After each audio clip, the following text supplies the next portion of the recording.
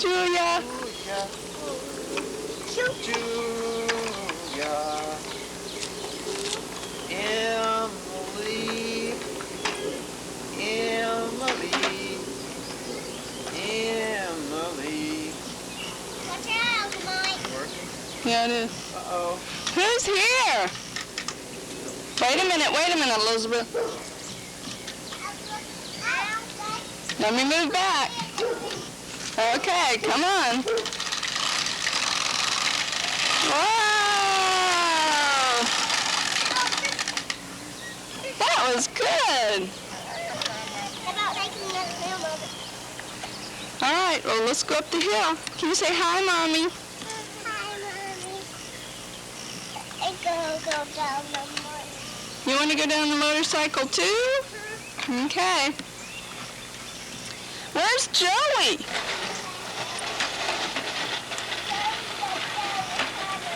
Oh, I see him. Joey's going to run the lawnmower?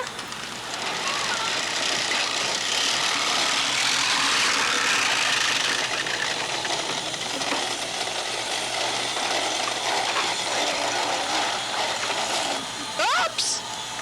What's happening?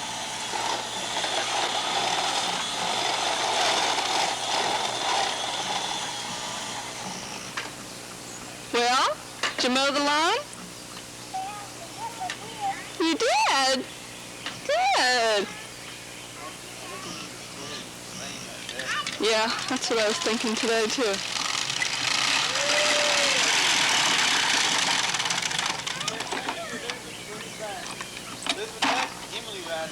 Okay, I'll get up the hill for her.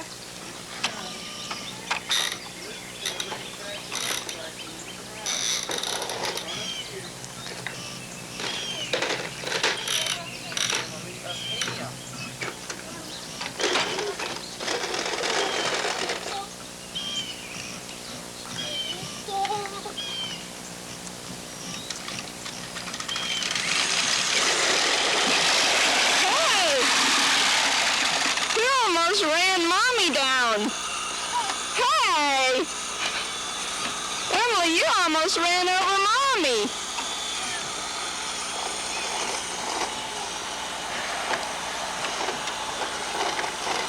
I'll get it for you, Emily.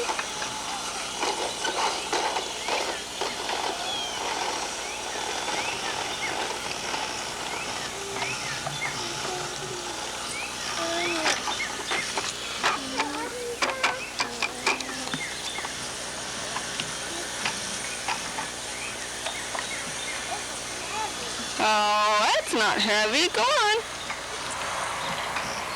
Butterfly. You see it? Where's the butterfly? See?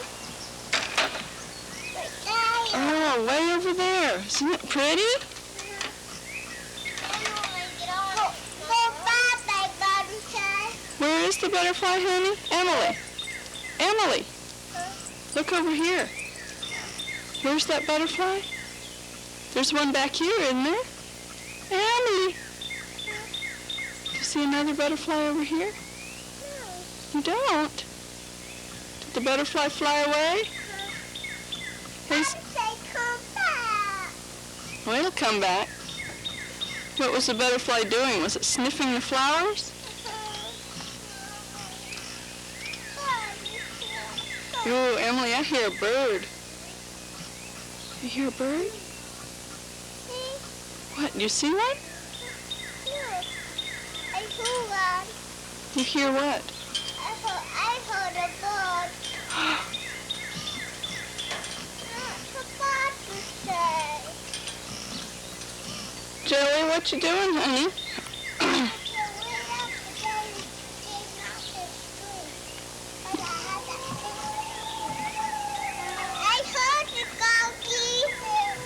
Oh, yeah, I hear that doggy, too.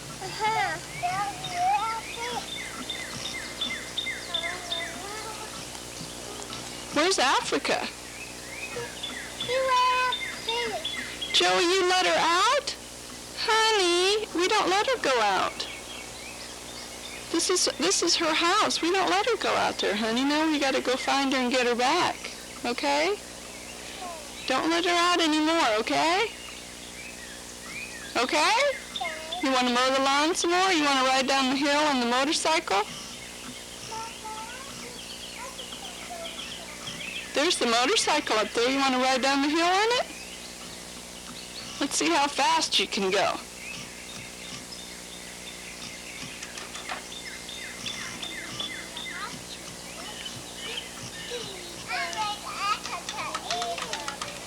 Do you see Africa? Here you come. Good job. You went fast. Why did I go so fast? Why did you? Because it was a big hill, wasn't it? That's what they need to do that. Go so fast and take a picture. Okay.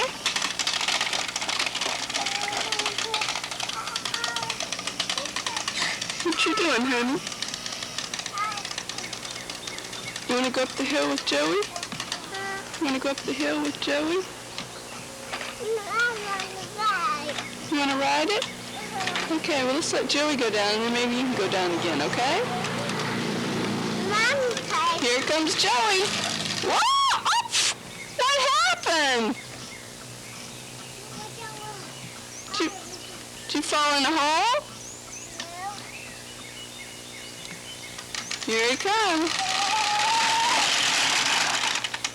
Boy, you put on the brakes, didn't you? On the bank. Okay, Joey, can you take it up the hill and let Emily ride? Okay, go, Emily. Go on up there.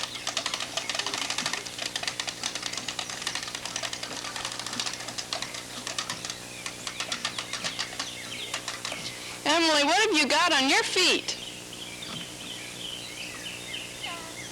Frogs?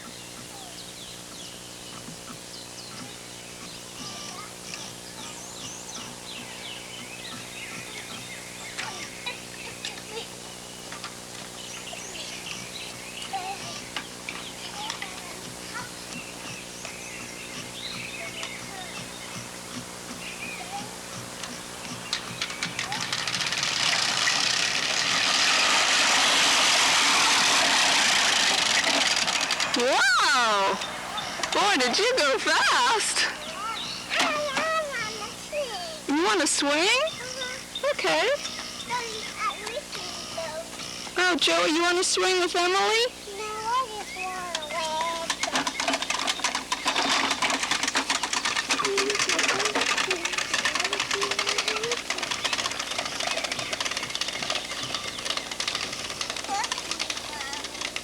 Well, that's why we need Joey to go there with you, don't we? So he can push you. We need Joey to ride with you, don't we? So he can push you. Uh-huh.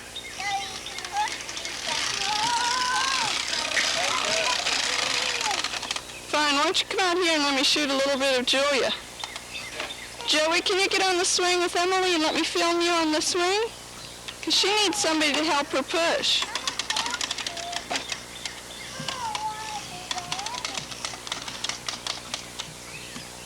Hey, Julia. Hey, pretty thing. At Julia's 4-month checkup, she weighed 14.6 and was 25 inches long. Hey, pretty girl. Hi, sweetie pie.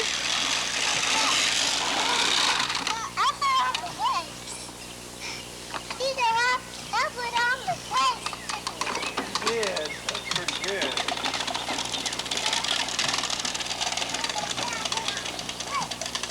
Is the red light blinking? What, on the camera itself? Yeah, up here. Yeah. Julia, I see a bald spot on your head. I do. Hi. Hi, sweetie.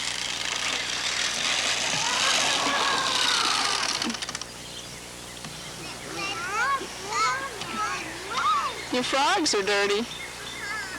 Hey, pretty girl. Can you laugh for Mommy? Julia! Julia!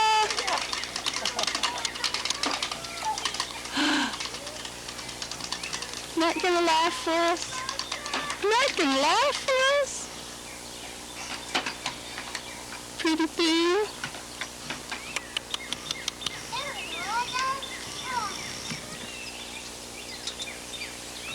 Woo. Sit down, Daddy will push you. Whoa. Whee! Is that fun?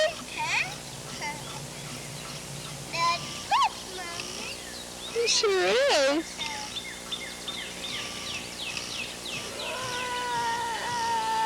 Boy, this autofocus is really working, trying to keep up with them swinging. How about cheese? Can you guys say cheese? Cheese. Cheese. Emily, can you? Cheeseburger. Cheeseburger. That's right. Try to fry a joke, huh? All righty.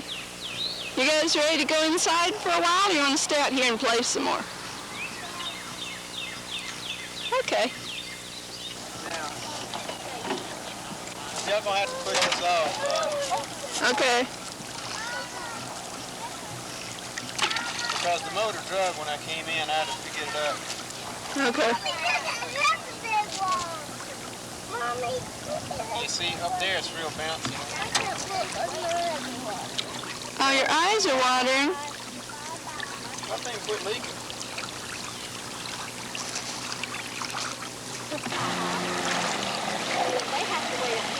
Hi, Emily. Hi, Elizabeth.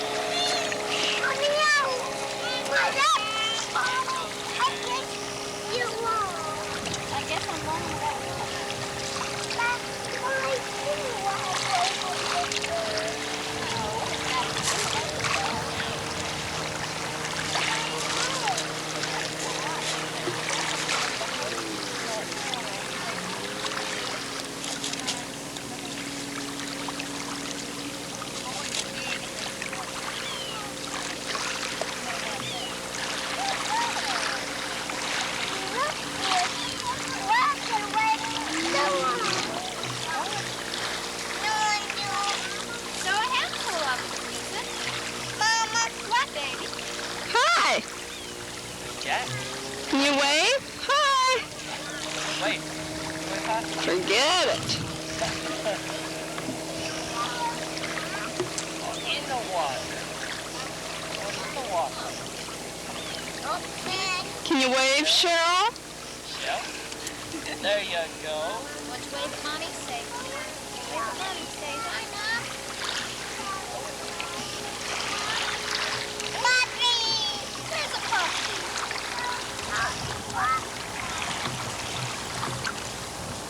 That's a puppy. No, this isn't a puppy. This is a baby. That's your baby Julia. Mama's got baby Julia. Is that Emily's first time in the boat? Yeah. Don't you want to ride in the boat? Go for a ride? No? Be like riding in Mr. Turtle. In the Look swimming around, pool. guys. That's what it's like. It is. It's like riding in a boat. Say bye-bye. Say bye-bye, Elizabeth. I'm there. Here they go.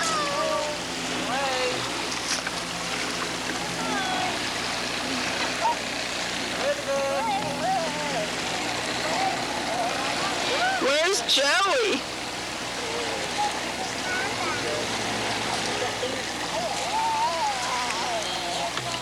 Elizabeth's in the boat. That's Emily right there.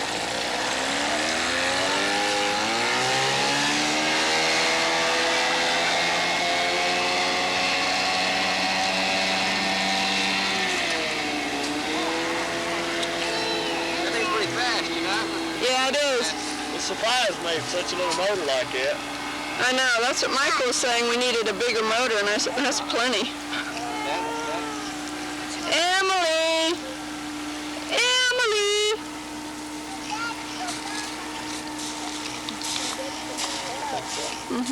Come here, honey. Can you wave at Mommy?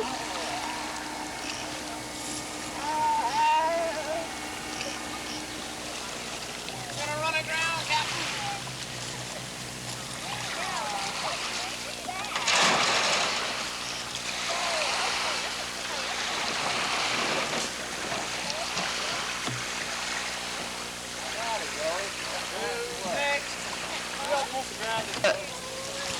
Group out of Mississippi.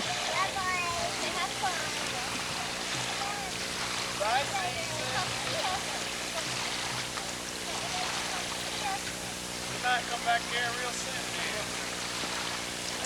Y'all going back home, or where you going? Yeah, we're going home. Jim and Donna may come out this afternoon. I'm serious about parking this. You got a fish license. I can handle that. Because it's such a long tow to tow it down here. One tire loses there, I pumped it up with a brand new tire. It's got a slow leak. I think I can clean the barn out and we can park it in the barn. Well, you know, I don't want to take advantage of you, Judge, but you're, you know. We can put the motor in my shed and lock it up. That wouldn't be a problem. Anytime you want. All right. You got an eye, sir? He was with actually. He went over there until he stopped. Not as soon as he went, because remember you went to Ike's and Link a couple of times and you said how Let's go! well they treated you. There's a treble hook stuck in that. They got an knife on you anywhere? Yeah? How about that? I got mine.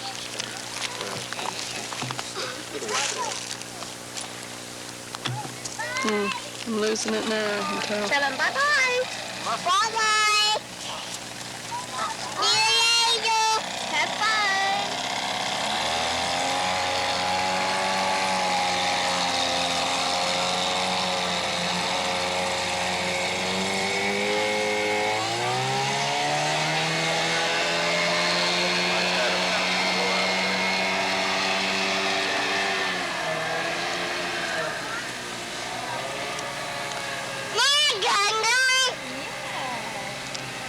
How come you don't want to ride in the boat?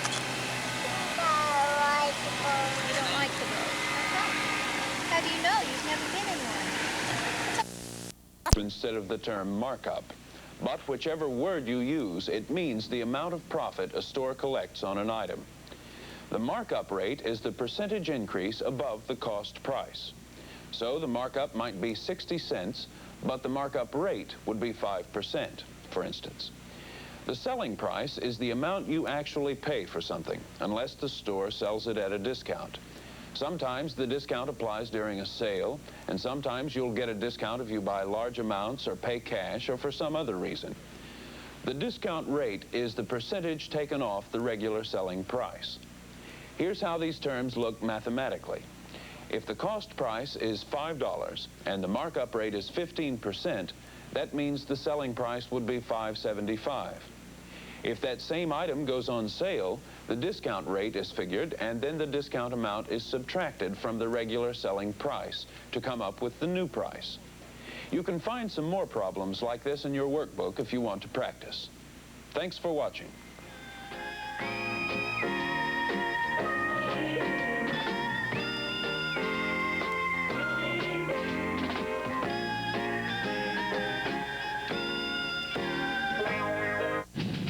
Space flight. The countdown has commenced. From liftoff to touchdown, this series chronicles legendary moments of triumph and tragedy, frailty and strength, genius and courage. This is also a tale of political and international intrigue. Why was Russia almost always first in the early race for space? Who was the mysterious chief designer of Soviet space efforts? What were the reasons why America went to the moon? And for today and beyond, will space become a new battleground? This series attempts to answer these questions and more in a journey into the past and future. This is Martin Sheen. Join me for Spaceflight. See Spaceflight Monday at 8 o'clock on Georgia Public Television.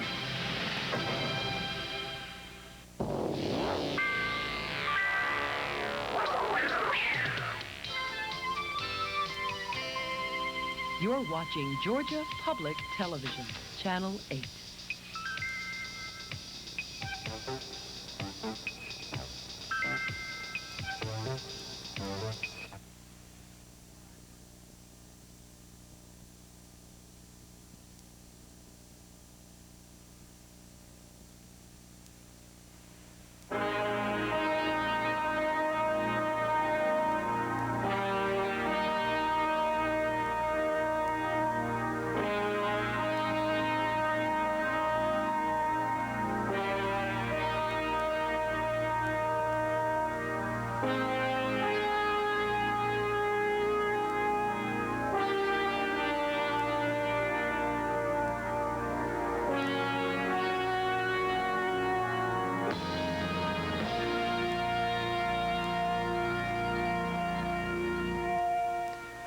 And a good Thursday morning to you. I'm Steve Bell, and this is Georgia Sunrise for May 14th, 1987. Topping our news, Japan said yesterday its trade surplus with the United States jumped to $5.15 billion in April, a record in dollar terms. But U.S. economists say the volume of Japanese exports has actually started to shrink. Officials said the huge April surplus mainly reflects statistical fluctuations in currency changes. The record surplus comes as the U.S. Congress was considering measures against countries that run large surpluses in their trade with the United States. In addition, the U.S. government has imposed 100% tariffs on $300 million worth of Japanese electronics products in retaliation for Japan's alleged failure to abide by a semiconductor trade agreement. Well, when farmland is purchased by corporations or developers, it often sits abandoned and in an unproductive state for years at a time. But agricultural economists at the College Experiment Station assert there are alternatives to this waste. Helen Fosgate has more in our Thursday research report. Transitional lands lying between cities and rural areas are an untapped natural resource, and idle acreage surrounding factories and warehouses must be maintained at a considerable cost to a company. Pastures work fine. They do bring in some income. But what we ask now is there something else you can do with all this land to maybe improve its productivity? And this sort of prompted our particular study. Broder and graduate student Daniel Lynn developed a linear computer program designed to determine the feasibility of small farming enterprises. By plugging in factors like available land, labor, and capital, and the amount of time and management skills needed to operate it, they could determine the profit potential of any given operation. The thing you have to look at is what types of enterprises do you have in the area to begin with? Now, for this particular plant site, we looked at crops, horticulture crops, ornamentals, and some food crops that grow well in the area. And among those were blueberries, grapes or muscadines, strawberries for the food crops, and then we looked at some of the ornamentals, junipers, I guess. Broder said many large companies already have a landscape staff that could maintain these operations as well. But other than the potential profit, what's the real incentive for landowners? Well, I think there are a number of incentives for the corporation. I think they can turn what would be ordinarily a very costly land management scheme into one that can be somewhat more profitable. Now, from the standpoint of public image, I think this could certainly make for better relationships between a corporation that's coming in and displacing land and workers from agriculture. It might make for a more smooth transition. Economists believe there is tremendous economic potential in smaller tracts of land that lie idle during the rural to urban transition. This is Helen Fosgate reporting from the College Experiment Station in Athens. And turning to market news this morning, soybean future prices rebounded from their lower opening yesterday to close as much as 12 cents a bushel higher on the Chicago Board of Trade. Corn and wheat also came off their lows, but mostly were unable to pass over into the plus side of the market. Traders said the markets rallied when it appeared that weather forecasts for the coming days didn't have as much rain in them as expected for the Corn Belt. Dry weather had been driving corn and bean prices higher until the forecast of the last couple of days, which projected rain. Wheat futures were under pressure because for the second time the Agriculture Department projected the Soviet Union's bid for 1 million tons of subsidized wheat. Now there's confusion over the wheat, over what the problem is, one analyst said, but they're still interested, so they could get together yet. Let's check out yesterday's closing prices on the Chicago Board of Trade, where we find that corn futures for May closed down 1.5 at 186, July down 3/4 at 192, September down 1.5 at 196. Soybean futures for May up 4 at 563, July up 6 3/4 at 571, and November up 12 3/4 at 585. Soybean meal futures for May up 28 at 172 even. Wheat futures for May down 6.5 at 313. July settled at 302, down 2 3/4. September down 2.5 at 305. Cotton futures for May up 78 at 69.05. July up 83 at 69.18. October up 85 at 68.85.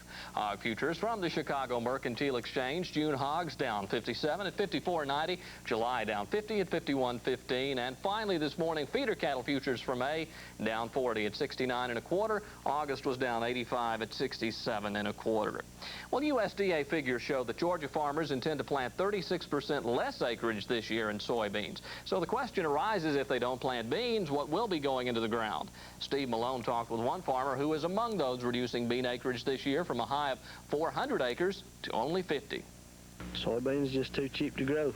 It's the whole thing. And the weather we've had too, we can't compete with cheap prices and bad weather together. Just ain't no way. Chemicals too high, and fertilizer and everything. $4.25 beans, you can't grow them. I don't care how many acres you got. You can't. That's one thing you can't do on volume. Yeah. Unless you just made a bumper crop. You know, if you average 45, 50 bushels an acre, you might make a little. Diversification is the name of the game, and one crop Childs is growing to diversify is wheat. Not just for the grain, but for the straw. Yeah, we bale the straw for mulch. Is there a pretty good market for that? It's pretty good at certain times of the year. And it's used by what, nurseries? Yes, most of the time. What kind of problems do you run into in doing something like that? Well, you run into delivery time and the cost of getting it there and getting it up on time, because you hadn't got but about a month to get it up, and it's a lot of intense labor involved. The straw is loaded on gooseneck trailers and delivered to nurseries or landscaping businesses. But as Steve says, the demand for the straw comes at a time when you also need to be in the field getting ready to plant other crops. Oh, there's no easy way around it. It makes a lot of hard hours during that month it's available. As far as growing wheat only for the grain, Childs says you can't make much because of the low prices. However, he uses chicken litter from broiler houses in the area to help cut fertilizer cost. We use all we can get and clean out some houses to put on our wheat and pasture and soybeans and everything, because we couldn't make it without it. This is Steve Malone for Georgia Sunrise. Well, as far as the weather is concerned this Thursday morning, the fourth day of the week, it's the same song, fourth verse. We're going to have some chances for scattered afternoon and evening thunder showers today. Pretty much like we've had the last few days. We'll get to the forecast in just a moment. First, let's check out our current conditions. Right now, it's 67 degrees under cloudy skies with easterly winds at 6 miles per hour. The barometric pressure is rising just a bit at 30.14 inches of mercury. Our relative humidity, 97%. Yesterday's high, 81 degrees, and no rainfall out at the Athens airport since midnight last night. At 6 o'clock this morning, temperatures around the state pretty much uniform. You can tell by the uniformity of the temperatures how much cloud cover is around, with temperatures ranging from 69 at Savannah and Waycross up to 69 at Rome this morning. Now, there is some shower activity stretching between Athens and Atlanta. Relatively heavy shower this morning around the Lawrenceville area. Also, some general rainfall in the Atlanta area stretching back down to just north of Columbus. Also, some shower activity back into South Carolina, and a little bit of shower activity developing down around the Savannah area this morning. Now, we are still getting, as we have had for the last day or so, really since the first of the week, as a matter of fact, easterly to southeasterly flow of air coming in off the Atlantic and bringing up moisture from the Gulf of Mexico into Georgia and the southeast. The ridge of high pressure is centered off the coast of Cape Cod this morning. That's once again bringing in southeasterly winds, transporting up the moisture that builds up later in the afternoon hours as